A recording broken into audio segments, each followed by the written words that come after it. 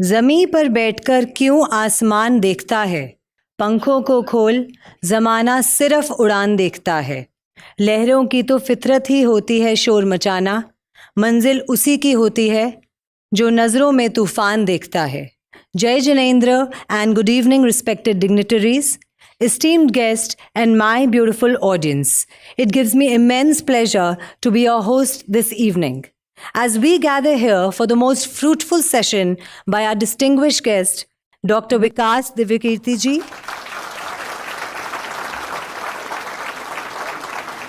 आप सभी को नमस्कार। जय जिनेंद्र। मैं जैन समाज से नहीं हूँ तो मुझे बहुत पता नहीं है कि कैसे बोला जाता है उस समाज में। जब आपने शुरुआत की मंत्र की तो मैं खड़ा तो हो गया सबके साथ। मुझे एक दो पंक्तियों की बात समझ में आई कि जूते उतारने होते हैं, तो मैंने तुरंत उतार दिए जूते। लेकिन मैं मंत्र सुनता रहता हूँ, लेकिन क्योंकि जैन समाज में कोई रहा नहीं, इसलिए थोड़ी सी गुस्ताखी उस समय हुई।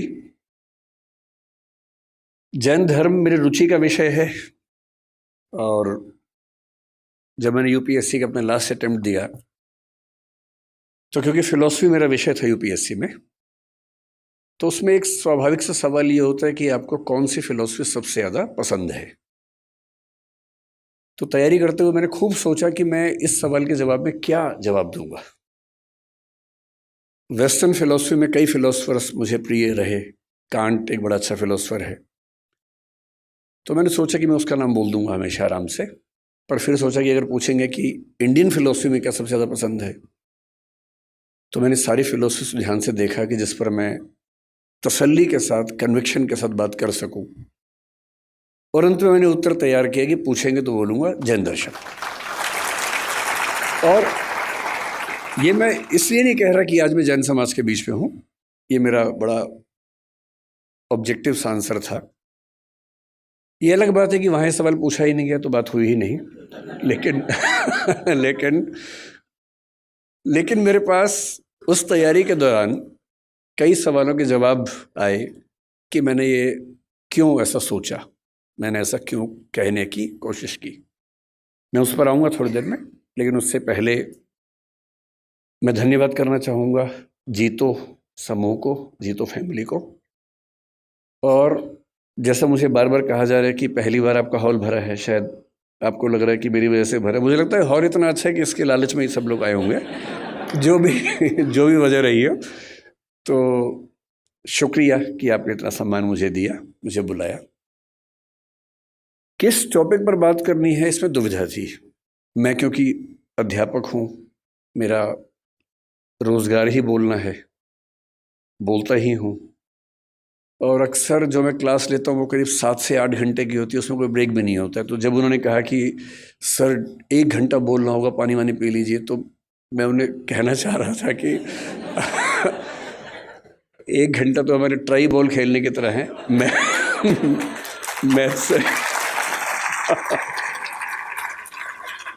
मैथ्स तो शुरू उसके बाद होता है हमारा। तो मेरी चुनौती ये नहीं होती कि मैं 1 घंटा क्या बोलूं, चुनौती ये होती कि 1 घंटे में कैसे ख़त्म करूं। और दूसरा, हम लोग इतना फोकस्ड हैं अपने पढ़ने पढ़ाने के प्रोसेस में कि जब मुझसे कोई कहते हैं कि आप किसी भी विषय में बोल दीजिए, तो मैं कुछ भी नहीं सोच पाता हूँ कि मैं क्या बोलूँ। तो मैंने इनसे बहुत निवेदन किया उस दिन। मैंने कहा आप मुझे कोई टॉपिक दे दीजिए, कुछ भी दे दीजिए, जो टॉपिक आपका मन करे, किसी विषय का दे दीजिए, पर दे दीजिए मुझे कोई टॉपिक। तो बोले सर आप क्या क्या बोल सकते हैं। मैंने कहा आप बताइए ना। मैंने कहा आप जैनिज़्म पर बात करना चाहें तो मैं जैन फिलॉसफी पर आपसे 2-3-4 घंटे बात कर सकता हूँ, क्योंकि वो मेरा बड़ा प्रिय विषय है। स्यादवाद पर, अनेकांतवाद पर, मैं पंचव्रत पर, महाव्रत पर, अणुव्रत पर, जिस पर आप बात करना चाहें, इनमें से किसी भी विषय पर आप 2 घंटे बुलवा लीजिए, बोल दूंगा। पर्यूषण मेरा बहुत प्रिय विषय है, जिसको मैंने क्षमा वाणी के बारे में मैंने 10 साल पहले कहीं लिखा था फेसबुक पे, तब मैं फेसबुक पे एक्टिव था तो नहीं हूँ, कि अगर मुझे दुनिया के सारे धर्मों को मिला के एक धर्म बनाने का मौका मिल जाए कभी, तो मैं जैन धर्म की एक चीज़ ज़रूर उसमें शामिल करूँगा, और वो है उसका क्षमा वाणी पर्व। और वो इसलिए करूँगा कि बात आज की नहीं है, बात किसी भी दौर की है। आज की ज़्यादा है। हम सब इतने व्यस्त हैं कि हम जिनसे जुड़े हैं, जो नज़दीकी लोग हैं, दोस्त हैं, रिश्तेदार हैं, हमें पता भी नहीं चलता कब हमारे मुंह से कुछ ऐसा निकलता है कि उनको बुरा लग जाता है।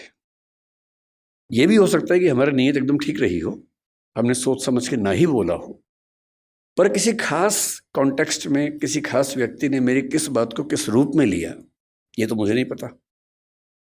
कई बार ऐसा होता है कि मैंने अपनी ओर से कुछ गलत नहीं किया, पर सामने वाला मुझसे नाराज है, मुंह फुला के बैठा है, मुझे पता भी नहीं है। पता हो तो मैं उससे माफ़ी मांग भी लूँ, मुझे पता ही नहीं है। वो कहेगा भी नहीं, उसका भी गुरूर है, सम्मान है, आत्मसम्मान है, कैसे कहे, कैसे खुद याद दिलाए कि तुमने एक बार ऐसा कह दिया था तो मैं नाराज़ हूँ। तो जब मैंने सुना कि मेरे मेरे बहुत सारे दोस्त जैन परिवारों से आते हैं, उनमें से एक ने 8-10 साल पहले जब मुझे पहली बार व्हाट्सएप पे भेजा मिच्छामी दुक्कड़म, तो मुझे लगा पता नहीं क्या स्पेलिंग मिस्टेक तो नहीं हुई, क्या लिखा है। और उसके आगे लिखा उसने कि यदि पिछले 1 साल में मुझसे कोई भूल हुई हो, त्रुटि हुई हो, तो मैं उसके लिए माफ़ी चाहता हूँ। मुझे लगा क्या हो गया इसको, सब तो ठीक ही था। तो क्योंकि मेरा बड़ा अच्छा दोस्त है, मैंने कहा जाओ माफ़ किया। कोई बात नहीं। फिर मैंने उससे पूछा, मैंने कहा क्या मामला क्या है, तब उसने बताया। मैंने जैन फिलॉसफी पढ़ी हुई थी, पर ये संयोग से फिलॉसफी के हिस्से में नहीं था, पाठ्यक्रम में, किताबों में नहीं था। तो जब मैंने सुना कि साल में एक ऐसा दिन है जब आपको बिना किसी वजह के माफ़ी मांग लेनी है, कि शायद कोई गलती हुई हो, नहीं भी हुई तो हम एज्यूम कर लेते हैं कि गलती हुई होगी और मुझे माफ़ कर दो भाई। मुझे लगा कि किसी समाज के रिश्तों को इंटैक्ट रखने के लिए, बनाए रखने के लिए ये कितना सुंदर त्यौहार है। उस चीज़ की माफ़ी जो शायद मुझे याद भी नहीं। और अगर सब लोग इतने विनम्र हो जाएं, इतने हम्बल हो जाएं, तो झगड़ा किस बात का है फिर। और अगर यही स्थिति सारे धर्मों में हो जाए, सारे देशों में हो जाए, तो फिर क्यों झगड़ा है। और अगर एक बार पाकिस्तान हमसे मिच्छामी दुक्कड़म कह दे तो दिक्कतें ही खत्म हो जाएंगी। फिर मैंने सोचा मिच्छामी दुक्कड़म कहाँ से आया। तो मैं, भाषा भी मेरा विषय रहता है, तो मैं समझ गया कि प्राकृत और पाली वाला मामला होगा।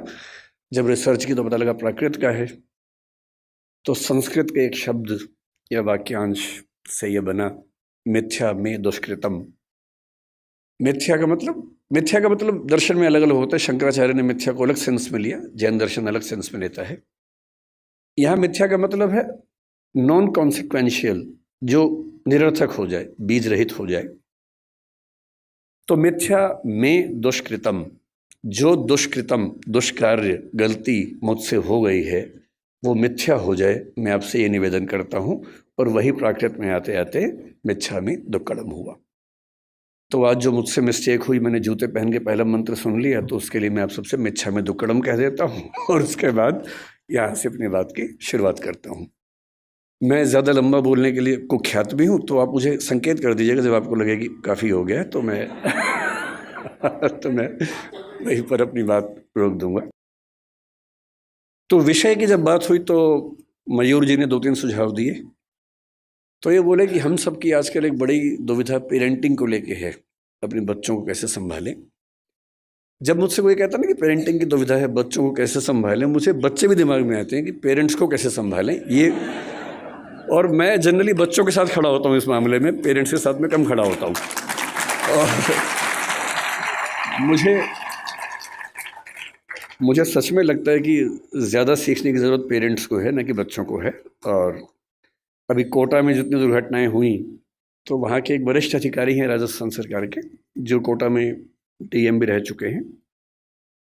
उन्होंने मुझे फ़ोन किया कि मैं चाहता हूँ कि आप भी इस प्रक्रिया में हमारी हेल्प करें बच्चों के लिए। मैंने कहा, आप जिस दिन कहेंगे मैं आ जाऊँगा, जो कहेंगे मैं कर दूँगा, आप बताइए क्या करना है। बोले कोटा में बहुत सारे बच्चे हैं, हम चाह रहे हैं कि उनसे आप बात करें। मैंने कहा एकदम आ जाऊँगा, लेकिन अगर आप मेरी सलाह माने तो उनके पेरेंट्स से बात करवाइए, क्योंकि ये दिक्कत बच्चों की नहीं है, ये दिक्कत पेरेंट्स की है। तो उसके बाद से वो प्रोग्राम बन नहीं पाया, क्योंकि पेरेंट्स को बुलाना भी आसान काम नहीं है। बच्चों को तो घेर घार के बिठा सकते हैं, पेरेंट्स को आप कैसे बुलाएं। लेकिन फिर पेरेंट्स की बात होते होते बात हुई कि थोड़ा सा बिजनेस इथिक्स से बात करेंगे, थोड़ा सा सुयश जी की विशेष इच्छा थी कि एम्पैथी पर बात करें जो आजकल समाज में कम हो रही है। तो अंत में ये हुआ कि सर आप बस आ जाइए, इन्हीं सबका मिला जुला के हलवा बना दीजिएगा और बेसिकली हम आपको सुनना चाह रहे हैं और कोई ख़ास टॉपिक से मतलब है नहीं, बस आप आ जाइए और कुछ कुछ बातें अच्छी अच्छी कर लीजिए, बस इतना ही पर्पज़ है। तो फिर मैं उसी इरादे से आया हूँ। तो मैं शुरुआत पेरेंटिंग से कुछ बातों से करूँगा, उसी में एम्पैथी का जिक्र भी कर लेंगे, थोड़ा सा मौका मिला तो मयूर जी का फेवरेट विषय बिजनेस एथिक्स है, मौका मिलेगा तो उसको भी बीच में डिस्कस कर लेंगे। मैं क्योंकि अध्यापक हूँ और बच्चों से बात ज़्यादा करता हूँ, अक्सर मैं जब क्लास लेता हूँ तो बच्चों की संख्या अच्छी खासी होती है और ये बहुत चुनौती होती है कि उनको 3 घंटे 6 घंटे 8 घंटे बिठा के रखना। हमारी क्लासेस में बच्चों को ये छूट है कि वो जब चाहें उठ के जा सकते हैं। मेरी क्लास में विशेष रूप से और भी छूट है, वो सो भी सकते हैं क्लास में, मैं उनको कभी नहीं रोकता हूँ।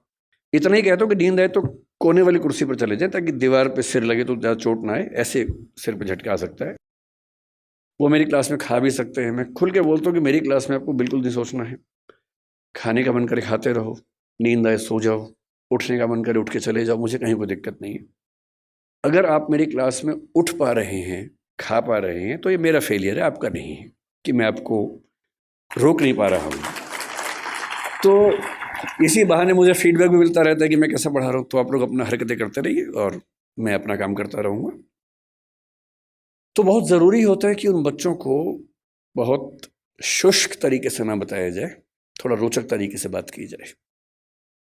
रोचक तरीके से बात करने का एक ही तरीका है कि आप उनको कहानियों के माध्यम से बताएं, एग्जाम्पल्स के माध्यम से बताएं, एनेक्डोट्स इनको हम कहते हैं, घटनाओं के माध्यम से बताएं। और जैसे ही हम घटनाएं सुनते हैं, कहानियां सुनते हैं अपने आसपास की, तो हमें किसी चीज़ का महत्व और कॉन्सेप्ट दोनों समझ में आते हैं। मैं जहाँ से ये बात करना शुरू करना चाहता हूँ वो ये है कि पेरेंटिंग के नज़रिए से हमारा समय दुनिया के इतिहास का सबसे मुश्किल समय है। पेरेंटिंग हमेशा मुश्किल रही है। मेरी राय में इस दुनिया का सबसे मुश्किल काम माँ होना है, बाकी सारे काम आसान हैं। माँ बन के अपने बच्चे को पालना इतना मुश्किल काम है। मतलब बाप लोग जाते हैं, बिजनेस करते हैं, पैसा कमाते हैं, सब कुछ करते हैं, बड़ी बात है, वो भी छोटी बात तो नहीं है। लेकिन उससे ज़्यादा मुश्किल है एक छोटे बच्चे के साथ 24 घंटे गुजारना, बिना क्रोधित हुए गुजारना, उसकी हर तरह की जिद, हर तरह की छटपटाहट, बेचैनी को झेलते हुए गुजारना, अपने जो करियर हो सकता था उसको दांव पे लगा के उसकी ज़िंदगी को संवारना। एक छोटा बच्चा एक स्टार्टअप जैसा होता है, क्योंकि जैन समुदाय है इसलिए मैं ऐसी भाषा ज़्यादा बोल रहा हूँ। एक स्टार्टअप जैसा है, आप उस पर 15, 17, 18 साल इन्वेस्ट करेंगे, बहुत सारी पूंजी खर्च करेंगे, समय खर्च करेंगे, तो जाके उसकी वैल्यूएशन बनती है। और नहीं तो जैसे स्टार्टअप फेल होते हैं, 1000 में से एक आधी पास होता है, बहुत सारे स्टार्टअप फेल होते हैं। तो ये परवरिश की दुनिया में भी होता ही है। जब मैंने कुछ घटनाओं की खोज की कि आजकल के चैलेंजेस क्या हैं, तो मैं घटनाएं पढ़ के बहुत घबरा सा गया। फिर मैंने कारणों की खोज की। मैंने देखा कि पिछले केवल 6 महीने की अगर मैं बात करूं या 2-3 साल की बात करूं, तो ये घटना कि किसी पेरेंट ने अपने बच्चे को मार ही दिया, किसी भी दौर की तुलना में ज्यादा हो रही है। फिलिसाइड एक शब्द होता है साइकोलॉजी में। फिलिसाइड का मतलब है अपने बच्चे को मार देना। फिलिसाइड जिस गति से हमारे समाज में इस समय है, उतना किसी दौर में नहीं था। आज के ही अखबार में खबर मैंने पढ़ी, परसों की खबर है। कर्नाटक का एक जिला है, उत्तरी कन्नड़ बोलते हैं उसको। एक माँ अपने बच्चे से इतनी परेशान हो गई, 6 साल का बच्चा था, ठीक से सुन नहीं सकता था, ठीक से बोल नहीं सकता था, कि अंत में उसने क्या किया, परसों एक नदी में जहां बहुत सारे मगरमच्छ थे, अपने बच्चे को फेंक दिया। और जब खबर मिली प्रशासन को, प्रशासन गए, तब तक बच्चे का मतलब जो डर था वो हो चुका था, उसकी मौत हो गई थी। तो मैं सोच रहा था कि इतनी क्या बेचैनी हो गई होगी, ऐसा क्या हो गया होगा। फिर मुझे ध्यान है कि आज से करीब 4 महीने पहले गोवा और बेंगलोर के बीच का एक केस बड़ा प्रसिद्ध हुआ था। एक महिला जो एक AI स्टार्टअप की फाउंडर थी, CEO थी, उसने अपने 4 साल के बच्चे को मार दिया, ऐसा आरोप है, और वो अभी जेल में है। हम सोचते हैं कि हमारे देश में ही हो रहा, नहीं, दुनिया भर में हो रहा है। न्यू जर्सी का एक केस पिछले 20 दिन से काफ़ी पॉपुलर हो गया है। 3 साल पहले एक फादर न्यू जर्सी अमेरिका में था, 6 साल का बेटा है, थोड़ा मोटा है। अच्छा, पेरेंट होना बड़ा मुश्किल काम है, क्योंकि आप बचपन में खुद प्रतिस्पर्धाओं में लगे रहते हैं और पेरेंट बन के एक नए किस्म का कंपटीशन हो जाता है। इसका बच्चा पढ़ने में मेरे बच्चे से ज़्यादा अच्छा कैसे हो गया, उसका बच्चा दिखने में मुझसे मेरे बच्चे से अच्छा कैसे हो गया। एक अजीब सी प्रतिस्पर्धा जिंदगी भर चलती रहती है। इसलिए पेरेंट होने में बहुत पेशेंस चाहिए, क्योंकि आपका बच्चा वैसा होगा नहीं जैसा आप चाहते हैं। हम सब डिजाइनर बेबी चाहते हैं, ऐसा बच्चा लंबा इतना हो, सुंदर इतना हो, इतना स्मार्ट हो, पढ़ने में तो ऐसा हो कि सबको पीछे कर दे, समझदारी में तो अलग ही लेवल का हो, उसके बाद भी आज्ञाकारी इतना हो कि हमेशा पैर ही छूता रहे। ऐसा कॉम्बो है नहीं दुनिया में कहीं भी, और ऐसे कॉम्बो आप भी नहीं थे अपने पेरेंट्स के सामने। जब आप नहीं थे अपने पेरेंट्स के सामने, तो आप कैसे उम्मीद कर सकते हैं कि आपके बच्चे वैसे कॉम्बो बनेंगे? नहीं बन सकते। तो आपका बच्चा शायद पढ़ने में अच्छा होगा लेकिन थोड़ा मोटा होगा, पढ़ने में खराब है लेकिन दिखने में सुंदर है, दिखने में सुंदर हो गया, पढ़ने में भी अच्छा हो गया, पर बदतमीज है। कहीं ना कहीं तो मामला फंसेगा ही।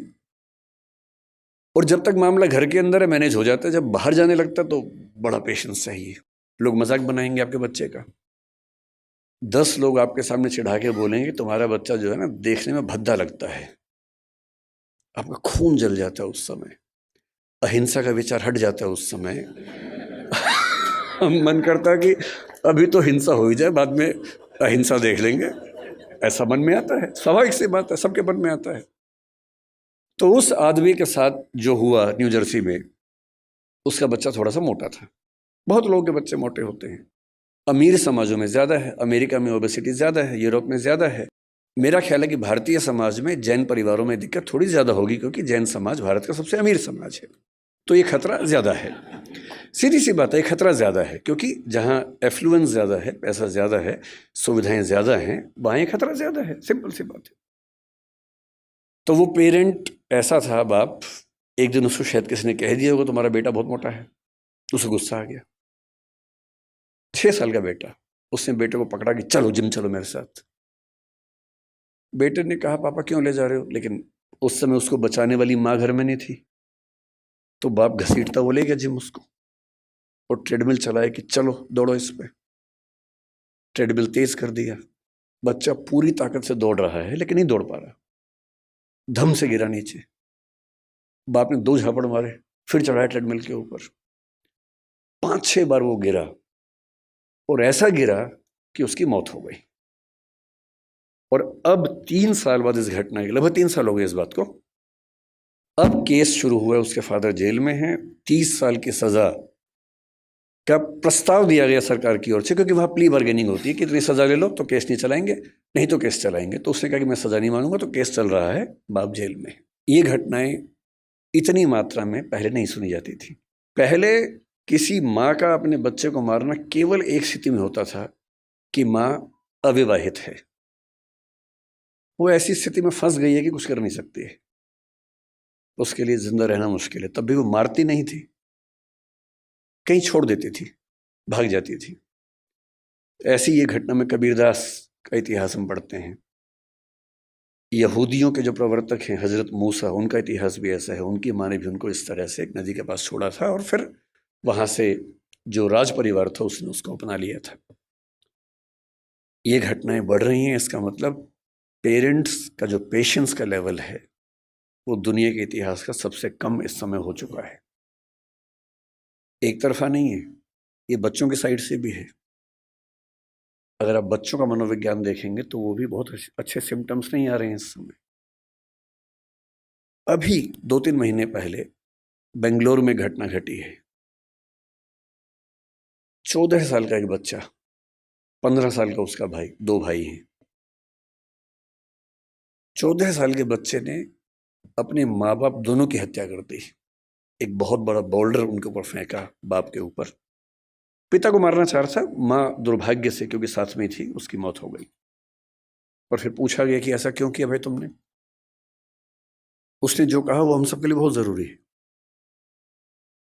उसने कहा पिछले कुछ समय से मुझे और मेरे भाई को एलर्जी हुई, उस एलर्जी की वजह से हमारी त्वचा कहीं कहीं जल गई, काली हो गई। और रोज हमारे पापा बोलते थे, मतलब गालियां देते थे कि तुम कितने भद्दे दिखते हो, बदसूरत दिखते हो, क्या करते हो, बदतमीजी करते हो, कुछ गलत काम करते हो, इसलिए ऐसा हो गया है। और उसने पुलिस को बताया कि एक तो मैं खुद परेशान कि मेरे साथ ये क्या हो रहा है, और जब मैं घर आता था इस उम्मीद में कि घर पे कम से कम घर पे तो लोग मुझे समझेंगे, वहां तो प्रेम मिलेगा, वहां तो अनकंडीशनल तरीके से मुझसे बात होगी। वहां भी गालियां पड़ती थी, रोज गालियां सुनता था। और एक दिन जब गालियां बहुत ज्यादा हो गई, नहीं झेल पाया, तो मैंने कदम उठाया और मुझे इस बात का कोई अफसोस नहीं। ऐसी घटनाएं। 14 साल का बच्चा है सिर्फ। आप इंटरनेट पे केवल एक चीज सर्च करके देखिए कि ऐसी माताएं या पिता बूढ़े जिनको बच्चों ने घर से बाहर निकाल दिया हो। मैंने यूं ही परसों नेट पर सर्च किया, old age parents who have been thrown out by their children from the home. मुझे लगा एक आध घटना सामने आएगी, कुछ पढ़ूंगा उसके बारे में। इंटरनेट के कई पेजेस भर गए, घटनाएं खत्म नहीं हो रही थी। और जो मोस्ट रिसेंट घटनाएं थी उनमें से एक थी बंगाल की, एक ऐसी औरत जिसका पति मर गया, 90 साल की है, 7 बच्चे हैं। 7 बच्चे उन घरों में रहते हैं जो उस महिला के पति ने और उसने मिलकर बनाए थे। और 7 बच्चों ने अपनी माँ को घर से बाहर निकाल दिया, जिस जगह में रहती थी। बारासात की घटना है। बारासात एक जगह है बंगाल में, वहां की घटना है। अब माँ घर में है, कैसे निकाले? किराए पर एक टीम को हायर किया, बदमाशों की टीम को। वो आई, माँ को उठाया, रात को लेके गई और कहीं फेंक के आ गए, सिर्फ इसलिए कि इस बुढ़िया का झंझट कौन उठाए। जब ऐसी घटनाएं, आप भी पढ़ते ही होंगे अखबारों में, मैं भी पढ़ता हूं। और जब जब ऐसी घटनाएं हमारे सामने आती हैं तो हमें बहुत केयरफुल हो जाना चाहिए कि कुछ ऐसा हो रहा है जो ठीक नहीं है। और ये मामला ये कह के टाल देना कि बच्चे आजकल ठीक नहीं हैं, ये पेरेंट्स का सबसे आसान सेफ मैसेज है कि आजकल के बच्चे ठीक नहीं हैं। हमें समझना चाहिए कि ये मामला बच्चों से ज़्यादा पेरेंट्स के लिए महत्वपूर्ण है कि उनसे कहीं कोई ऐसी गलती तो नहीं हो रही कि ऐसी घटनाएं हमारे समाज में ज़्यादा हो रही हैं। तो मैं भी एक पेरेंट हूँ। पेरेंटिंग पर बोलने का बहुत हक मुझे नहीं है, क्योंकि मैं ऐसा कोई 30 मार का पेरेंट नहीं हूँ। मेरा बच्चा भी बड़ा साधारण सा है, सामान्य सा बच्चा है। पर मुझे एक बात का सुकून है, मैं उसकी साधारणता को बहुत एंजॉय करता हूँ, मुझे बड़ी खुशी होती है। और जो सबसे अच्छा बाप मुझे लगा पिछले 10-20 साल में इस समाज में, सबसे अच्छा बाप, वो मध्य प्रदेश के सागर में रहता है, एक कॉन्ट्रैक्टर है। 2018 में एक खबर पड़ी, मैं पढ़ के दिन भर खुश रहा उस खबर को पढ़ने के बाद। उसका बच्चा 10वीं क्लास में फेल हो गया। अब हम सबके बच्चे फेल होते हैं कहीं ना कहीं। हाँ, पूरी क्लास में फेल नहीं होता, एक आध सब्जेक्ट में फेल हुआ, कहीं नंबर कम आ गए, सब होता ही है हमारे साथ, कौन सी खास बात इसमें है। पर हम सब छिपाने में लग जाते हैं। हम सब बच्चों पर दबाव बना बना के उनको कोटा भेजते हैं, और फिर हम खबरें पढ़ते हैं कि एक साल में 25-30 बच्चों ने सुसाइड कर लिया, क्योंकि वो दबाव झेल नहीं पाए सफलता का। उस बाप को बड़ी चिंता हो गई कि मेरा बच्चा फेल हुआ है, उसके आसपास के बच्चे चिढ़ाएंगे, उन बच्चों के पेरेंट्स चिढ़ाएंगे, बुलिंग होगी, इस बच्चे पर दबाव ना हो जाए। उसने क्या किया, उसी दिन शाम के समय एक बहुत बड़ी पार्टी दी, सबको बुलाया, एक पार्टी है, बताया नहीं क्यों बुलाया, बच्चे को उसमें बुलाया और सबके सामने बोला, ये पार्टी इसलिए है कि मेरे बच्चे ने मेहनत की थी, फेल हो गया कोई बात नहीं, मैं एकदम इसके साथ हूँ, और ये बच्चा मोटिवेशन के साथ अगले साल आपको पास होकर दिखा देगा, डरने की बात नहीं।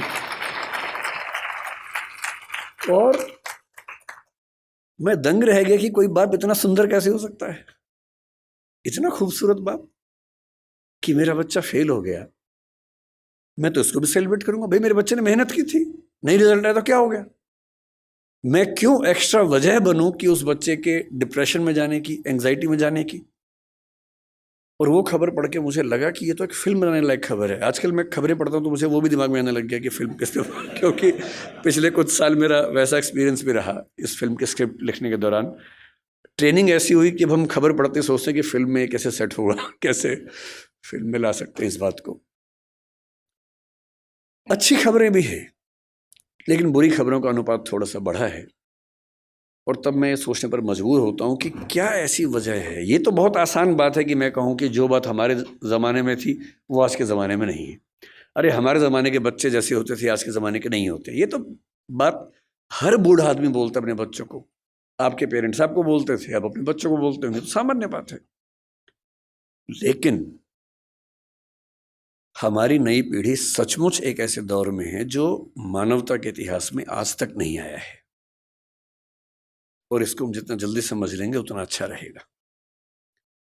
हम जब बच्चे थे, हम स्कूल जाते थे, स्कूल में कुछ गड़बड़ हो भी गई तो स्कूल में बात खत्म हो जाती थी।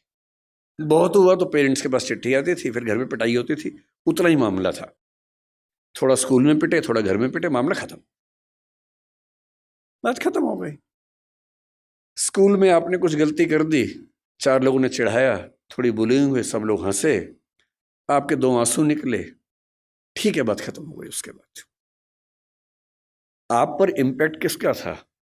टीचर का था, पेरेंट्स का था, स्कूल के दोस्तों का था, गली के दोस्तों का था। इतनी दुनिया हमारी होती थी। हम खूब खेलते थे स्कूल के बाद, स्वाभाविक था, कुछ और था ही नहीं खेलने के लिए। हम क्या करते, खेलते ही थे। कभी क्रिकेट खेला, फुटबॉल खेला, कंचे खेले, गुल्ली डंडा खेला, सब कुछ खेला। पर खेला, घर से बाहर निकले, खेले हम लोग।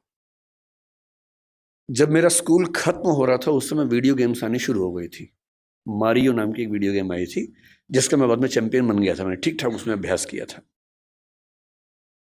और उसके लिए खेलने के लिए स्पेशल जगह जाना होता था। एक वीडियो गेम शॉप होती थी, घर से पैसे चुराने होते थे या मांगने होते थे, क्योंकि वहाँ पैसे लगते थे। पैसे इतने कहाँ से आएंगे? फिर आप वहाँ खेलेंगे, दीवानों की तरह खेलते रहेंगे। वो शुरू हुआ था। आज के बच्चों की जो हालत है, मुझे क्योंकि ऐसे बहुत सारे पेरेंट्स मिलते हैं, बहुत सारे बच्चे भी मिलते हैं। कई बच्चे मेरे पास आके जब अकेले में बात करते हैं तो कुछ ऐसी बातें बोलते हैं जो पेरेंट्स हमें नहीं बोल सकते हैं। मुझे उनके पेरेंट्स पे तरस आता है। जो घटना मैं आज तक नहीं भूल पाया, मुझे एक बच्ची ने आज से 15 साल पहले आके क्या कहा, लगभग रोते हुए, कि मैं आईपीएस बनना चाहती हूँ। मैंने कहा ठीक है, तो उसमें रोने क्या बात है? आईपीएस तो खुश होकर बनो, रो के क्यों बनना है? तो उसने कहा आईपीएस इसलिए बनना है कि आज से कुछ साल पहले गांव में मेरा गैंग रेप हुआ था। अभी मामला सीरियस हो गया, मैं चुप हो गया। मैंने पूछा फिर आपके पेरेंट्स ने क्या एक्शन लिया? पुलिस में रिपोर्ट किया नहीं की? उसने कहा नहीं, पुलिस तो बात की बात है। मेरे जीवन की सबसे बड़ी दुविधा ये है कि मैं अपने पेरेंट्स को बता नहीं सकती, क्योंकि वो मुझ पर भरोसा नहीं करेंगे, मेरी ही गलती निकालेंगे। तो मैंने कहा तुमने बताया नहीं पेरेंट्स को? बोले नहीं, ना बताया है, ना बता पाऊंगी, आज तक किसी को नहीं बताया है। रोज घुटती हूं अंदर ही अंदर, आज पहली बार आपको बता रही हूं। और आईपीएस इसलिए बनना है कि जो मेरे साथ हुआ किसी और के साथ ना हो। और मैं तब से सोचता हूं कि वो कितने अभागे और मूर्ख पेरेंट्स होंगे जो अपने बच्चे से ये बात नहीं कर सकते। आपका बच्चा गैंगरेप का शिकार हो गया और उसमें इतनी हिम्मत है कि उस चीज को झेल गया, आपको नहीं बता पा रहा, क्योंकि उसको आप पर इतना भी भरोसा नहीं है कि आप उसकी बात सुन पाएंगे। जितने रेप हमारे समाज में होते हैं उनमें से 95% घर के अंदर होते हैं। घर के मेंबर्स या दूर के रिश्तेदार या आस पड़ोस के लोग करते हैं। और उनमें से शायद 10% से ऊपर की खबर किसी को लगती नहीं है। क्यों नहीं लगती है?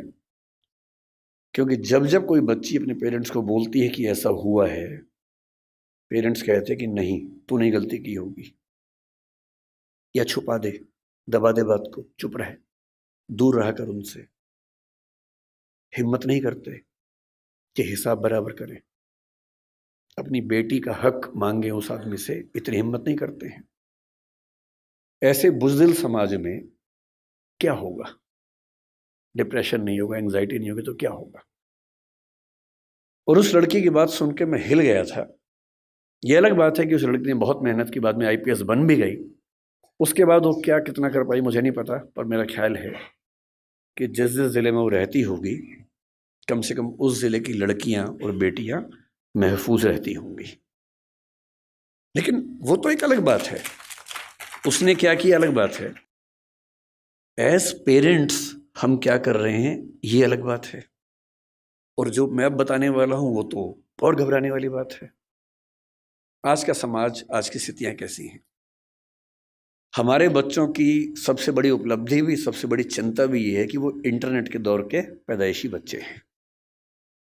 हमारी जनरेशन वो है जिसने सारे चेंजेस को देखा। हम लोग दुनिया के सबसे रोचक जनरेशन के लोग हैं, जो मेरी जैसी उम्र के लोग हैं, 40-50। मैं 50 का हूँ, आप तो 40-30 के लग रहे हैं देखने में। तो मतलब जो 40-50-55 की उम्र के लोग हैं, इतनी इंटरेस्टिंग जनरेशन इस दुनिया के इतिहास में कोई नहीं है जितनी हमारी है। हम जब पैदा हुए तो टेलीविज़न आने वाला था। टेलीविज़न हमारे दौर में 1975 में पैदा हुआ भारत में। टेलीविज़न से लेकर फिर कलर टीवी, फिर वीसीआर, वीसीपी, वहाँ से होते होते फ़ोन जिसमें घुमा घुमा के फ़ोन करना पड़ता था। फिर थोड़े अच्छे फ़ोन होने लगे, वायरलेस होने लगे। मोबाइल फ़ोन पहली बार जिसमें इनकमिंग आउटगोइंग 16 रुपये पर मिनट हुआ करती थी। वो ऐसे फ़ोन बटन वाले जिनसे आप कील भी ठोक सकते हैं, ऐसे फ़ोन हुआ करते थे।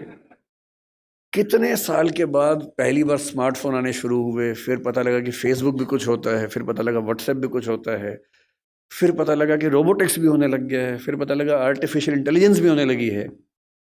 और आज हम उस बिंदु पर आ चुके हैं। मुश्किल से 2 साल की बात है, मशीनें अंतिम रूप से इंसान को हराने वाली हैं, हर मामले में हराने वाली हैं। जो जो खुशफहमी हम सबको हैं वो सब खत्म होने वाली है बहुत जल्दी, मैक्सिमम 2 साल का समय है। अभी एआई आ गई है। जिस दिन एजीआई ठीक से आ गई, एजीआई का मतलब है आर्टिफिशियल जनरल इंटेलिजेंस, और एआई की दुनिया के सबसे बड़े धुरंधर सैम ऑल्टमैन ने कल ही एक इंटरव्यू दिया, कल या परसों में, और कहा है कि चैट जीपीटी 4, जिसको आप बहुत बड़ा समझ रहे हैं कि कमाल हो गया है, वो अगले 2 साल बाद हास्यास्पद मानी जाएगी। वो प्रिमिटिव किस्म की टेक्नोलॉजी है, इतनी हास्यास्पद मानी जाएगी कि इतना भद्दा काम भी क्या हमने किया था कभी। और आज हम चैट जीपीटी को देख के दंग रह जाते हैं। कुछ भी करना हो, फोटो बनानी हो, वीडियो बनाना हो, रिसर्च करनी हो, कुछ भी करना हो, आप चैट जीपीटी को ठीक से प्रॉम्प्ट दीजिए। मतलब मैंने कई बार ऐसा करके देखा। एक विषय पर रिसर्च करनी है, पहले मुझे दिन भर लगता था 24 घंटे रिसर्च करने में, अब 24 सेकंड लगते हैं। वो सब कुछ करके देता है। और आज से 2 साल बाद ये प्रिमिटिव होने वाला है, आदिम होने वाला है। उसके बाद तो पता नहीं क्या होगा।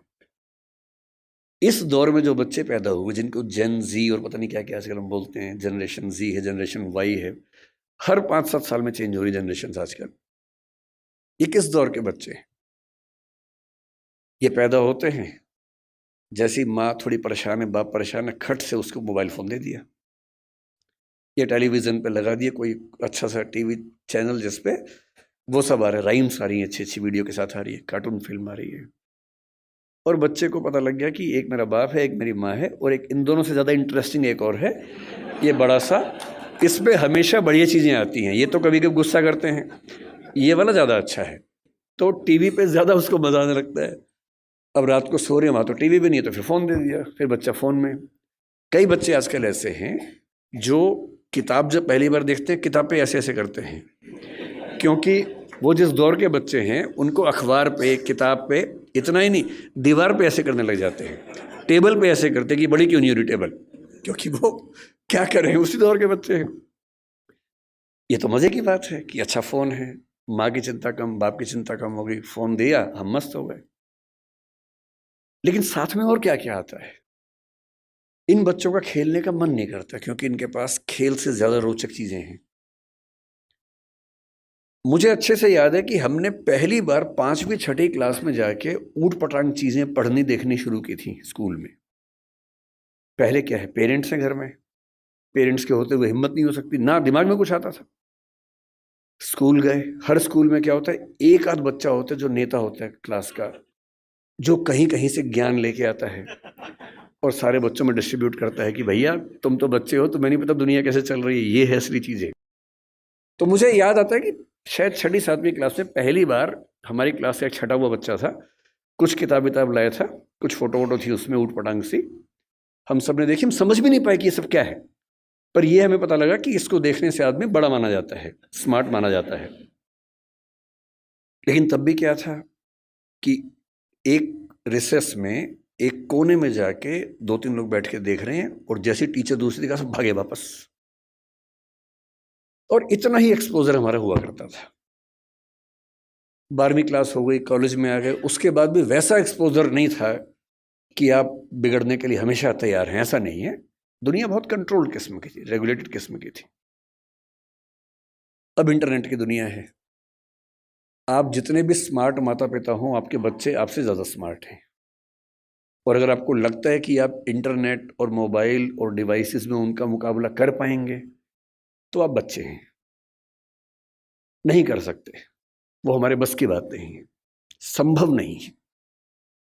आप टाइप करते हैं मैसेज, एक एक उंगली ऐसे करते हैं, ऐसे करके आपको जैन टाइप करना है, जे, फिर देखा ए कहाँ, AIN, और वो फ़ोन पे ऐसे टाइप करते हैं सामने देखते हुए, और गलत नहीं होता है, एक एक की सही दबाते हैं। आप उनसे मुकाबला करने का सोचते हैं, आपको प्लेटफॉर्म्स पता भी नहीं होंगे, वो उन प्लेटफॉर्म पे जाते हैं। 5 साल का बच्चा जब स्कूल जाने लगता है, उसी समय उसको पता लग जाता है कि क्या चीज़ें दुनिया में है, जो पहले पता लगती थी 15 के आसपास की उम्र में, 13 के आसपास की उम्र में। फ़ोन आपने उसको दे ही रखा है ताकि हमें परेशान कम करे, फिर वो फ़ोन में पहली बार सर्च करता है कुछ, अभी उसको ये नहीं पता कि सर्च हिस्ट्री डिलीट कर सकते हैं, तो बाप पकड़ लेता है, पिटता है बच्चा, फिर उसका स्कूल का फ्रेंड बताता है कि नहीं, इनकॉग्निटो जाना है।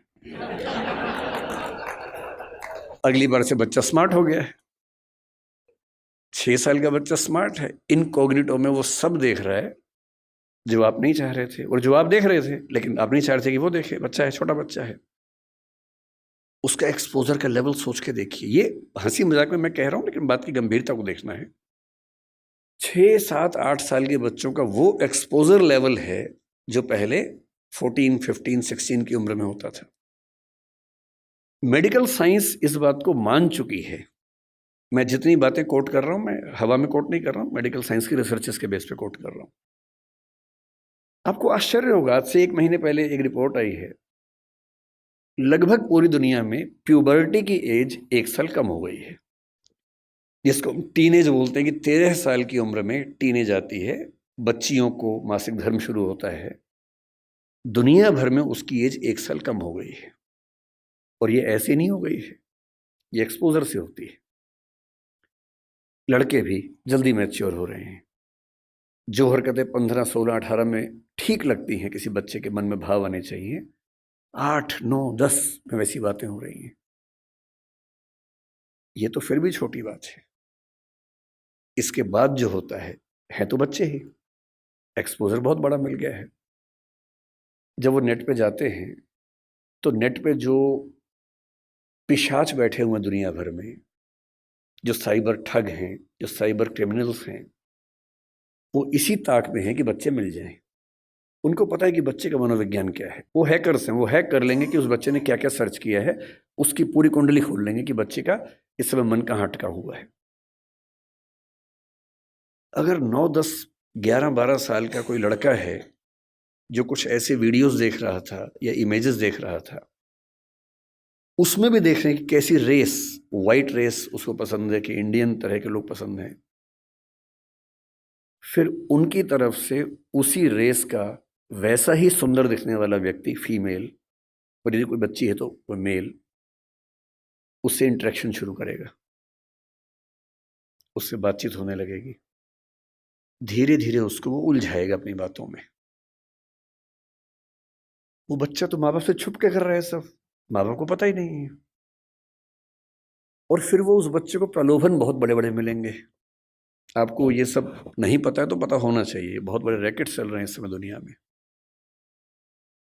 11-12 साल का एक लड़का अपने कमरे में लैपटॉप पे वीडियो चैट कर रहा है, शायद एक ऑस्ट्रेलियन लड़की से जिसकी उम्र 21-22-25 साल है, और वो उससे मीठी मीठी बातें कर रही है। और फिर वो उससे कह रही है कि देखो तुम इतने सुंदर हो, मैं तुम्हें देखना चाहती हूँ, तुम भी मुझे देखो। फिर वो अपने थोड़े से कपड़े उतारती है, उसको कहती है कि तुम भी ऐसा, वो तो प्रोफेशनल है, तुम भी ऐसा करो। और वो बच्चा जिसको कुछ नहीं पता कि ये दुनिया कैसी है, वो कुछ कर बैठता है, और ये पूरा वीडियो रिकॉर्ड हो रहा है। और जैसी ऐसी चीज होती है, उसके बाद खट से मैसेज आता है कि अगर 2 घंटे में इस अकाउंट में $500 जमा नहीं किए तो ये वीडियो क्लिप तुम्हारे पापा मम्मी, तुम्हारा इंस्टा अकाउंट मेरे पास है, इंस्टा अकाउंट में जितने तुम्हारे फ्रेंड्स हैं उन सबके पास चला जाएगा, सबके ईमेल आईडी मेरे पास है। इसको बोलते हैं सेक्सटॉर्शन। और ये इस समय टीनेजर्स की दुनिया की सबसे बड़ी क्राइसिस है। बड़ी बात नहीं है कि हम में से किसी का बच्चा झेल चुका हो, बड़ी बात तब होगी जब उसने आपको बताया हो। और अगर आपको नहीं बताया है और आप इस खुशफहमी में कि ऐसा हमारे बच्चे को हो ही नहीं सकता, तो फिर कह रहा हूं कि हम इस बात से अनजान हैं कि हम किस स्थिति में हैं। अपने बच्चों से बात करना शुरू कर दीजिए। पहली बात तो ऐसा ना हो, और हो जाए तो आपसे बात कर ले। कई बच्चे झेल नहीं पाते, पैसा होता नहीं है, पैसा होता तो देते हैं। और $500 का मामला नहीं है, वो पहली बार का मामला है, उसके बाद फिर उतना मामला है, अगली बार फिर उतना मामला है। और ये ध्यान रखना है कि किसी बच्चे के साथ ये करने के लिए वीडियो रिकॉर्डिंग की जरूरत भी नहीं है। हम एआई के जमाने में हैं, डीप फेक से कुछ भी हो सकता है। किसी आर्टिफिशियल इंटेलिजेंस जो फोटोग्राफी बेस्ड ऐप है, सिर्फ इतना उसको कहना है कि ये फोटो है, सिंपल फोटो, स्कूल की फोटो, पासपोर्ट साइज फोटो, उसको देनी है और कहना है कि इस फोटो को एक ऐसी फोटो में तब्दील कर दो कि ब्लैकमेल किया जा सके। किसी के साथ भी हो सकता है। बस कल को कभी हम में से किसी का बच्चा हमसे ये कहे कि देखो पापा, देखो मम्मी, ये फोटो मेरी लग रही है पर मेरी है नहीं, तो उसको मारना पीटना नहीं है, भरोसा कर लेना है कि ऐसा हो सकता है। तकनीक इस लेवल पे है। और एक और टेक्नोलॉजी जो भी पब्लिक डोमेन में नहीं आई है, कभी भी आ सकती है लेकिन बन चुकी है। वो क्या करती है, एक फोटो देनी है और प्रॉम्प्ट देना है कि इस फोटो के बेस पे वीडियो बनाओ, और वीडियो में ये होना चाहिए। आप जो चाहेंगे वीडियो बन जाएगा, आपका ही बन जाएगा। आप वो नहीं है। और आप क्या, इस दुनिया के बड़े बड़े टेक्निकल एक्सपर्ट्स नहीं बता पाएंगे कि ये वीडियो नकली है। इसको डीप फेक कहते हैं आजकल, डीप फेक। हमारे आपके बच्चे इस खतरे से गुजर रहे हैं, और ये आज नहीं तो कल हम सबके बच्चों को झेलना है। उन सबको समझाने की जरूरत है कि जब किसी से प्रेम भी करते हो, मान लीजिए आजकल बच्चों के प्रेम में क्या होता है, सबसे पहले पासवर्ड शेयर करते हैं कि तू मुझसे प्यार करती है, हाँ तो पासवर्ड दे, तू मुझसे प्यार करता है, हाँ तो पासवर्ड दे। दोनों पासवर्ड देते हैं, फिर एक और आईडी बना लेते हैं अलग से, उसका पासवर्ड दे देते हैं। फिर उसके बाद भरोसा और कायम करना है। फिर रात को 2 बजे जब पेरेंट्स सो चुके हैं, फिर वीडियो कॉल करते हैं। भरोसा करती है, हाँ, तो फिर कपड़े उतार, वीडियो कॉल पे। ये खेल शुरू हो जाता है। अपने बच्चों को समझाना है, दुनिया का कोई भी इंसान कितना भी भरोसेमंद हो, ऐसी गलती ना करे। लड़का हो तो वो भी ना करे, लड़की हो तो वो भी ना करे। और ये हमारी पीढ़ी निकल गई है, हमें नहीं पता कि ये भी खतरे होते हैं। हमारी पीढ़ी में एक सब खतरे थे ही नहीं। हमने कम से कम ये सब नहीं झेला। हमारी पीढ़ी में ये था कि गलती से आप कहीं हैं, नहा रहे हैं, किसी ने देख भी लिया, फोटो नहीं खींच सकता था। फोटो खींचने के लिए फोटोग्राफर बुलाना पड़ता था बाहर से, या तो हर आदमी फोन लेके घूम रहा है।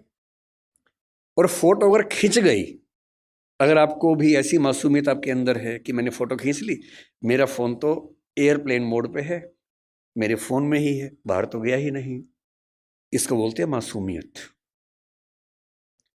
अगर आपने फोन में फोटो खींच ली है और डिलीट कर दिया उसको, अगर आपको लगता है डिलीट हो गई, तो ये मासूमियत है। कोई सिंपल सा टेक्निकल एक्सपर्ट जो बहुत ज्यादा पढ़ा लिखा भी नहीं है, 2 मिनट में फोटो बाहर निकाल लेगा, कितनी भी डिलीट करते रहिए अपने फोन से। और एक बार इंटरनेट पर चली गई तो दुनिया की कोई ताकत उसको परपेचुअल मेमोरी से डिलीट नहीं कर सकती। और दुनिया के इतिहास में जब तक दुनिया रहेगी, वो फोटो रहेगी, वो वीडियो रहेगा, कोई नहीं छिप पाएगा, कोई बच नहीं पाएगा। और जब बच्चे इस दौर से निकलते हैं, उनको एंजाइटी होती है, डिप्रेशन होता है, और उस समय उनको ज़रूरत होती है किसी ऐसे व्यक्ति की जो उनसे ठीक से बात करे, उनको समझे। अभी 2 महीने पहले एक वेब सीरीज आई है दहाड़ नाम की, अगर नहीं देखी है तो उसको देखिए। वो कई मामलों में अच्छी वेब सीरीज है। मैं उसका प्रचार करने के लिए नहीं आया हूँ, तो संयोग से मुझे अच्छी लगी तो बता दिया। जो मैं कहना चाह रहा हूँ उसमें क्या है, उसमें एक पुलिस का एसएचओ है, एसएचओ है या डीएसपी है शायद, एक अधिकारी है पुलिस का। उसी के जुरिसडिक्शन में एक स्कूल में उसका बेटा पढ़ता है, और स्कूल से कंप्लेंट आई, कुछ बच्चे एक मोबाइल फोन एक कमरे के अंदर देखते हुए पकड़े गए हैं।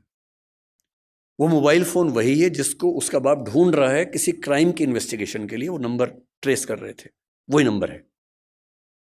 तो बाप और पुलिस की पूरी टीम भागी है, और प्रिंसिपल ने कहा कि वो बच्चे इस कमरे के अंदर हैं। अंदर गया तो उसका अपना बच्चा ही है। वो बच्चा क्रिमिनल नहीं है, वो तो गलती से फोन उसके पास आ गया, वो वाला जो फोन क्रिमिनल का था उसके पास आ गया। और तब वो पुलिस वाला देखता है कि उसका बच्चा और उसके 3-4 दोस्त वो सब वीडियोस देख रहे हैं जो 9-10 साल के बच्चे को नहीं देखने चाहिए थे। लेकिन उसके बाद सबसे इंटरेस्टिंग बात क्या है, घर जाके वो पुलिस ऑफिसर अपने बच्चे के साथ बैठता है, और कम से कम 2-3 मिनट का सीन है। किसी फिल्म या वेब सीरीज में 2-3 मिनट का मतलब बहुत बड़ी बात होती है। जब हम फिल्म लिखते हैं तो हमारा टारगेट होता है कि कोई भी सीन 1 मिनट से ऊपर का नहीं होना चाहिए किसी भी हाल में, वरना लोग बोर हो जाते हैं। मैक्सिमम 1 मिनट होता है। 2-2.5 मिनट तक एक थीम पर बात चल रही है, इसका मतलब डायरेक्टर चाह रहा है कि ये बात ठीक से पहुंचे। और बाप अपने बेटे को सिखा रहा है कि बेटा ये चीज़ें इस रूप में नहीं होनी चाहिए, इस रूप में होनी चाहिए, सही उम्र में होनी चाहिए। और तुम जो वीडियो देख रहे थे उसमें लड़की को ऑब्जेक्ट की तरह इस्तेमाल किया जा रहा था। लड़कियां ऑब्जेक्ट नहीं होती हैं, इंसान होती हैं। तुम्हारी माँ, तुम्हारी बहन भी लड़की है। ध्यान रखना, जिससे प्रेम करो, जिससे शादी करो, वैसा ही सलूक करना जो चाहते हो कि तुम्हारी बहन के साथ भी हो। ये होती है बाप की जिम्मेदारी, ये होती है माँ की जिम्मेदारी कि जब बच्चे उस रास्ते पर जाए तो उनको थोड़ा समझाए कि क्या करने की जरूरत है। इस दौर में पहली बार ऐसा हो रहा है कि ड्रग्स इतने आसानी से उपलब्ध हैं जो किसी और दौर में उपलब्ध नहीं थे। कंपटीशन जितना कभी नहीं था उतना आज है, इसलिए कोटा में ऐसी घटनाएं रोज सुनने को आ रही हैं हमारे सामने। ग्लोबलाइजेशन ऐसा है कि कम से कम आपकी कम्युनिटी में, क्योंकि आपकी कम्युनिटी एक रिच कम्युनिटी है, जनरली आपके बच्चे देश से बाहर यात्रा करेंगे ही करेंगे, ग्लोबल बिजनेस बनाएंगे, कोई ऐसा बिजनेस बनाएंगे जो कई देशों में चलता हो, तो उनको आना जाना पड़ेगा ही पड़ेगा। एक ऐसी पीढ़ी जो ग्लोबल विलेज से कनेक्टेड है, इंटरनेट से कनेक्टेड है, एआई की दुनिया में है, उसके ऊपर जितने खतरे हैं उतने कभी नहीं थे। इसलिए पहली बात जो मैं कहना चाह रहा था वो ये है कि थोड़ा सा मुस्तैद हो जाने की ज़रूरत हम सबको है। बच्चों पे आरोप लगाना सबसे आसान काम है, तू है ही ऐसा, तू है ही वैसा। सही तरीका ये है कि हम समझे कि हमारी क्या जिम्मेदारी बनती है। मेरा तरीका ये है कि किसी विषय पर बात करने से पहले एकदम बेसिक बात से हम शुरू करें। जैसे मुझसे लोग कहते हैं कि भाई पेरेंट के तौर पे हमें क्या करना चाहिए, क्या नहीं करना चाहिए। तो मैं सबसे पहले बोलता हूँ कि मैं कोई खास पेरेंट नहीं हूँ, तो आप मुझे कोई 30 मार खाना समझें। मैं बहुत सामान्य किस्म का पेरेंट हूँ, तो उतना ही बताऊंगा जो मैंने अनुभव से सीखा है, फेलियर से सीखा है। जिस मामले में मैं अपने बच्चे को नहीं समझा पाया, अब समझ में आया कि हाँ ऐसे होता तो और अच्छा होता, तो मैं उस अनुभव की बात कर सकता हूँ। सबसे पहला सवाल अपने आप से ये पूछना है कि हम अपने बच्चों से चाहते क्या है, पर्पस क्या है हमारा। अगर पर्पस स्पष्ट है तो तरीके सारे मिल जाएंगे, अगर पर्पस स्पष्ट नहीं तो तरीके नहीं मिलेंगे। मैं अपने बच्चे को किस रूप में देखना चाहता हूं, अगर ये क्लैरिटी है तो सारे रास्ते क्लियर हैं। तो मैंने अपने आप से पूछा कि मैं अपने बच्चे की जिंदगी में क्या चाहता हूं। तो मैंने 4-5 एरोज निकाले कि क्या मैं ये चाहता हूं, ये चाहता हूं या ये चाहता हूं। एक चीज मैंने सोची कि मैं अपने बच्चे को सफल होते हुए देखना चाहता हूं, सक्सेसफुल। टाइम हो गया? ठीक है, आप जितना कहेंगे 10 मिनट। ये छुप के बोल रहे 10 मिनट, तो मैंने खुल के बोल दिया। तो मेरे सामने 3-4 चीजें हैं कि मैं चाहता हूं कि मेरा बच्चा सक्सेसफुल हो। सब चाहते हैं, आप भी चाहते ही होंगे। सक्सेस का मतलब है खूब पैसा हो, पावर हो, प्रसिद्धि हो, सामाजिक रसूख हो। फिर मैंने सोचा कि नहीं, मैं ये चाहता हूं कि मेरा बच्चा कायदे का इंसान बने, उसमें एम्पैथी हो, पेरेंट्स से, परिवार से, दोस्तों से, समाज से अच्छा संबंध हो, कमिटमेंट्स पूरी करता हो। फिर मुझे लगा ठीक है कमिटमेंट्स, लेकिन मैं चाहता हूँ कि मेरा बच्चा इतना मजबूत हो, स्मार्ट हो कि किसी भी चैलेंज को झेल सकता हो, घबराए नहीं। फिर लगा नहीं, मैं ये चाहता हूँ कि मेरा बच्चा फिजिकली, मेंटली, इमोशनली फिट रहे, स्वस्थ रहे। फिर मुझे लगा कि सब कुछ हो तो कितना अच्छा है, लेकिन तभी समझ में आया कि सब कुछ तो मेरे पास भी नहीं है, तो मैं कैसे उम्मीद करूं कि बच्चों में हो जाएगा। तब मैंने अंत में एक चीज लिखी कि एज ए पेरेंट मेरी सबसे पहली और आखिरी इच्छा ये होनी चाहिए कि मेरा बच्चा खुश रहे जीवन में। इससे बड़ी क्या इच्छा हो सकती है? आप कहेंगे कि हाँ सक्सेसफुल हो और खुश रहे, ठीक तो है, पर मैं ये कह रहा हूं कि कभी कभी ऐसा हो सकता है कि सक्सेसफुल होकर दुखी रहे, और जैसी सक्सेस आप चाह रहे थे वैसी न मिलने के बाद भी खुश रहे। और अगर मुझे दोनों में से एक को चुनना हो कि सक्सेसफुल और दुखी या कम सक्सेसफुल लेकिन खुश, तो एज ए पेरेंट मेरा पहला भाव क्या होना चाहिए? कि वो खुश रहे। क्योंकि मैंने तो ऐसे IAS IPS अधिकारियों को देखा है जिन्होंने आत्महत्याएं कर ली हैं, उनसे बड़ा सफल कौन होगा? मैंने ऐसे बड़े बड़े टाइकून्स को देखा है बिजनेस की दुनिया के, जो खुश नहीं है, इनसे बात करो तो लगभग रोते रहते हैं रात दिन, लेकिन टाइकून्स हैं, बहुत अमीर लोग हैं। तो मैं ऐसा क्यों चाहूं कि मेरा बच्चा ऐसा हो? तो मैंने एक पिरामिड बनाया जो शायद आपके काम का भी हो। मैं एकदम क्लियर हूं, मैं अपने बच्चे से हमेशा ये बात करता हूं कि भैया मुझे सबसे पहले ये चाहिए कि तुम खुश रहो, बाकी सब सेकेंडरी है। उसके साथ हो जाए तो अच्छा है, नहीं तो मुझे तुम्हारी खुशी से मतलब है, बाकी सब बातें बात की। खुशी कैसे आएगी? खुशी इस बात से आएगी कि मैं उसके ऊपर अपनी इच्छाएं थोपूं नहीं, समझाऊं, परसुएट करूं। अगर मुझे लगता है कि वो गलत रास्ते में, तो मैं समझाऊं कि बेटा ये रास्ता गलत है, रीजन बताऊं, डिस्क्राइब करूं, उसे सही रास्ते पर लाऊं, समझ जाएगा। क्यों नहीं समझेगा बच्चा? पर मैं अपनी जिद में उसके ऊपर उसका करियर इंपोज करूं, नहीं तुम्हें यही करना होगा, तुम्हें इससे ही शादी करनी होगी, तुम्हें ऐसे ही जीवन जीना होगा। तो मैं ऐसे कई लोगों को जानता हूं जो बहुत सफल हैं और अपने माता पिता से, स्पेशली अपने पिता से नफरत करते हैं। नफरत बहुत भारी शब्द है, लेकिन वो नफरत ही करते हैं। वो कहते हैं कि मेरे पिता ने मुझे जबरदस्ती ये विषय दिलवाया, इंजीनियरिंग करवा दी, मेरी इच्छा नहीं थी। मेरे पापा ने मुझे जबरदस्ती IAS का एग्जाम दिलवाया, मेरी इच्छा एकदम नहीं थी, मेरी इच्छा सिंगर बनने की थी। क्योंकि मैं पढ़ने में ठीक था, मैं बन भी गया सिविल सर्वेंट। मैं सिविल सर्वेंट हूं, मैं नौकरी कर रहा हूं ठीक से, पर मुझे मजा नहीं आता है, मैं रोज दुखी होता हूं। और आज भी मेरे पिताजी मुझे कहते हैं, उसने कहा कि मेरे पिताजी मुझे रोज धमकी देते थे कि अगर ये काम नहीं किया तो मैं सुसाइड कर लूंगा, ये कर दो वरना मैं ये कर दूंगा, ये कर दो वरना मैं वो कर दूंगा। और हमारा पूरा परिवार उनके खौफ में जिंदगी जीता रहा। हम सब सफल हैं उनके दबाव की वजह से, पर 3 दिन पहले मेरे पापा ने फिर, ये बात 10 साल पहले की कर रहा हूँ मैं, 3 दिन पहले मेरे पापा ने मुझे फ़ोन किया मेरी शादी के लिए। अब मुझे मार पीट के सिविल सर्वेंट बना दिया है, जो मेरा मन नहीं था। आप कह रहे हैं बेटा लड़की फाइनल कर दी है, इससे शादी करनी है, और मैं किसी को जबान दे चुका था। मैंने कहा पापा मेरी किसी से बात हो गई है। बोले बेटा आत्महत्या कर लूंगा। और उसने कहा कि आज मेरे मन में पहली बार आया कि बोलूं कि कर लो।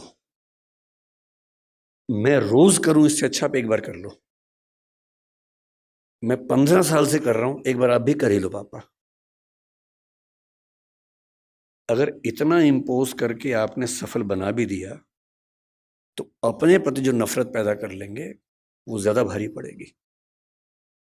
इसलिए बच्चे की खुशी का मतलब है ऑटोनॉमी, उसकी इच्छा का सम्मान। हाँ जहां वो गलत है समझाइए, परसुएट कीजिए, कन्विंस कीजिए, दबाव नहीं। जिसकी जिंदगी में एक मिशन हो, अपने मन का काम हो, और ठीक ठाक से रिश्ते हों, 2-4, 1-2 बढ़िया दोस्त हों, परिवार ऐसा हो कि जहां आके उसको मजा आता हो, शाम को घर आते हुए अच्छा लगे, ये नहीं कि अब रात गुजारने के लिए जाना ही होगा। उससे सुखी जीवन किसी का नहीं है। और इसलिए मेरा तो उसूल ये है कि दबाव डालकर अपने बच्चे से कुछ भी ना करवाना है, ना सोचना है। उसके बाद सारी बातें आती हैं। नंबर 2 पर मैं चाहता हूं कि मेरा बच्चा एक कायदे का इंसान बने, उसमें एम्पैथी हो, माँ बाप के संघर्षों को समझता हो, समाज को समझता हो, परिवार का महत्व समझे। इतना ही नहीं, आप तो जैन समाज से, और मैं भी कई मामलों में मन से बहुत नज़दीक हूँ। मैं सिर्फ शाकाहारी होने के नाते नहीं, मैं उसी तरह का व्यक्ति हूँ जो आपके समाज में ज़्यादा होते होंगे। अगर मैं बैठा हूँ और कोई मच्छर वहाँ उड़ रहा है या चींटी गिर गई है तो मैं उसको उठा के बाहर छोड़ के आता हूँ कि मर ना जाए, वो मेरी वजह से ना मरे कम से कम। तो मेरा स्वभाव वैसा है। और मतलब मुझ पर हंसते भी हैं कई लोग, हमारे परिवारों में इस बात पे हंसते हैं, पर उनके हंसने से मुझे क्यों फ़र्क पड़ना चाहिए? अगर मैं अपने किसी विचार में पक्का हूँ तो हूँ। मैं चाहता हूँ कि मेरा बच्चा एक एक प्राणी के प्रति लिबरल हो, एम्पैथेटिक हो। और मैंने पाया कि इसका एक बड़ा अच्छा तरीका है। हमने अपने घर में एक पेट पाला कुछ समय पहले, अभी उसकी कुछ दिन पहले मृत्यु हो गई, और मैंने पाया कि एक पेट के होने मात्र से घर के सब लोग ज्यादा संवेदनशील हो गए। उसके प्रति नहीं, सबके प्रति हो गए। उसको दर्द होता है तो हमें सबका दर्द समझ में आने लगा। इतना फर्क पड़ता है सिर्फ इस बात से कि आपने उसकी एम्पैथी के लिए ऐसी सिचुएशंस क्रिएट की या नहीं की। और तीसरी बात, क्योंकि समय पूरा हो गया, मैं सिर्फ इतना कहूंगा, नंबर 3 पर एक ही चीज आती है कि आपका बच्चा स्मार्ट हो, दुनिया को हैंडल कर सकता हो। एकदम रीसेंट एग्जाम्पल 4 दिन पहले का है, आखिरी एग्जाम्पल के बाद खत्म करता हूं। एक बच्ची है जिससे मेरा दिल जीत लिया 3 दिन पहले। उत्तर प्रदेश की 10वीं क्लास की बोर्ड की टॉपर है। उसका नाम है प्राची निगम शायद। उस बच्ची का जो गेटअप है थोड़ा सा अलग है। उसकी थोड़ी सी मूंछ है, हल्की सी दाढ़ी है, जो कि बहुत रेयर बात नहीं है। लड़के और लड़की में उतने अंतर नहीं होते जितने हम सोचते हैं। आजकल हम जब स्टडीज करते हैं जेंडर में, इस बात को समझते हैं। टेस्टोस्टेरोन हार्मोन पुरुषों में भी, महिलाओं में भी, पुरुषों में थोड़ा ज्यादा है, महिलाओं में थोड़ा कम है। और यदि किसी महिला में थोड़ा सा ज्यादा हो जाए तो थोड़ा सा चेहरे पर बाल आ जाते हैं। हार्मोनल थेरेपी करवा लो तो ठीक हो जाता है, इतनी सी बात है। अब उस बच्ची को पढ़ने में बहुत मन लगता है। उत्तर प्रदेश बोर्ड का टॉपर होना मजाक नहीं होता है। उत्तर प्रदेश बोर्ड बहुत मुश्किल बोर्ड होता है। उसकी टॉपर है वो, पर उसे चेहरे पर थोड़े से बाल हैं। जब उसने टॉप किया उसके इंटरव्यूज आए, और हमारे बदतमीज समाज ने, हमारे गंदे समाज ने उस बच्ची की मेहनत की तारीफ जितनी की, उससे ज्यादा उसके लुक्स को ट्रोल किया, गंदे गंदे कमेंट किए। और सोच के देखिए, 10वीं क्लास का बच्चा जिसकी उम्र 15 साल होगी, जो पढ़ने में इतना डूबा हुआ है कि फर्स्ट रैंक लेके आ रहा पूरे स्टेट में, उसकी मेहनत पर बात नहीं हो रही है। बात हो रही है कि उस लड़की के चेहरे पर बाल कैसे हैं। कैसा भद्दा समाज है हमारा। 2 दिन बाद उसका फिर एक इंटरव्यू आया, और उसने इंटरव्यू में क्या कहा, थोड़ी दुखी आवाज में कहा कि इतनी ट्रोलिंग हुई, मुझे, मेरा मन करता है काश मैं टॉप ना करती। ये हमारे समाज के मुंह पे थप्पड़ है, तेज थप्पड़ है, जो लगना भी चाहिए। लेकिन जो मैं आखिरी बात आपसे कह रहा हूं वो इसके बाद की है। उसके 2 दिन बाद फिर उसका एक इंटरव्यू आया, जो मैंने कल देखा। और उसने कहा कि ट्रोलिंग हुई बहुत, लेकिन मुझे खास फर्क नहीं पड़ रहा, मैं ठीक हूं, इसी बहाने फेमस भी हो गई। और रही बात इसकी, तो ये तो जब चाहूंगी ठीक कर लूंगी, इसमें ऐसी कौन सी बात है। सोशल मीडिया की एंजाइटी हमारे दौर के सबसे बड़े खतरों में से एक है। बच्चे फोटो डालते हैं, लाइक कम आते हैं, एंजाइटी हो जाती है। और ऐसे में किसी बच्चे को लाखों लोग ट्रोल करें और वो कहे कि खास दिक्कत नहीं हुई, तो समझ लीजिए उसके पेरेंट्स ने बहुत कमाल किया होगा कि उनका बच्चा इतना साहसी है, इतने बड़े पैमाने की ट्रोलिंग झेल सकता है। अपने बच्चों को ऐसा बनाने की ज़रूरत है, और ये हम सबके साथ होना है। कल कोई ना कोई हमारी फ़ोटो आएगी बाहर, मैं तो झेल चुका हूँ कई बार, मैं तो अक्सर झेलता हूँ चीज़ों को, सबको झेलनी है। कोई आपकी फ़ोटो आएगी, 4 गालियाँ पड़ेंगी, और हम सबकी नेचर क्या है, 10 तारीफ हमको नज़र नहीं आती, एक बुराई हो सारा फोकस वहाँ चला जाता है, रात दिन परेशान रहते हैं कि ऐसा कैसे हो गया, नींद उड़ जाती है। और ऐसे में राष्ट्रीय स्तर की ट्रोलिंग को 10वीं का बच्चा झेल ले, तो मान लीजिए कि ये पेरेंटिंग है जो उनके पेरेंट्स ने की है। तो इतने कम समय में ज़्यादा बोल नहीं पाता हूँ, लेकिन अब क्योंकि है ही नहीं समय तो क्या करें, तो इस बात को मैं यहीं विराम दूंगा। मैं आपके बिजनेस से बात नहीं कर पाया क्योंकि मुझे समय का होश नहीं रहता है। बहुत बहुत धन्यवाद, आप लोगों ने मुझे आमंत्रित किया, बहुत बहुत शुक्रिया।